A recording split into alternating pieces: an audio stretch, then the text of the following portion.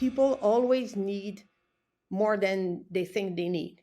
For an example, if someone's like, oh, you know what, I just Yes. want to reach six figure or seven figures. Okay, here how we can do that. Or maybe they can maybe need I don't know, help to create a podcast. Great. But once you have a podcast, okay, now how do you Yeah. sell that podcast? How do you transfer people from listening to the Yeah. podcast to becoming clients? You know, and how can you transform those clients into clients for life relationship? Yes.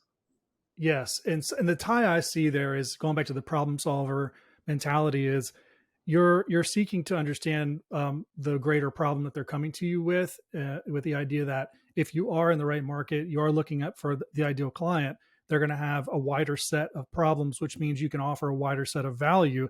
And it may not be right out of the gate because you might have to get your feet going with them and working with them. But a lot of times it can be, I've seen. And so that kind of circles back to the value that they have with you then for as long as that value can be attached.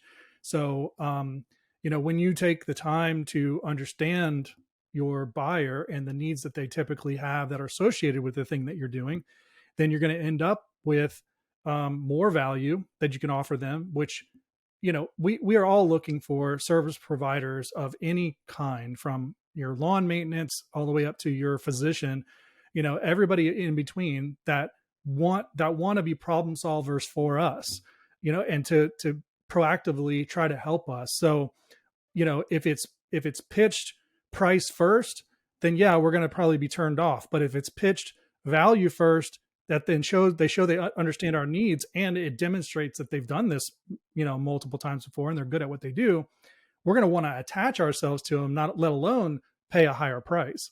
So I love that. And the other thing that you mentioned that you kind of, I don't know, you kind of alluded to, I don't know if you mentioned it directly, was this idea of options, which is totally the way I advise my clients, because it shows too that, well, number one, it's a great mechanism to get someone involved so they don't feel the pressure to choose one thing. But so from a buying, strategy, it's good. But it also allows you to have a more final understanding and discussion around that final proposal around what it is that they actually need. Because you may not have gotten it exactly right, but they may say, well, I like option B, but we need some things from option C.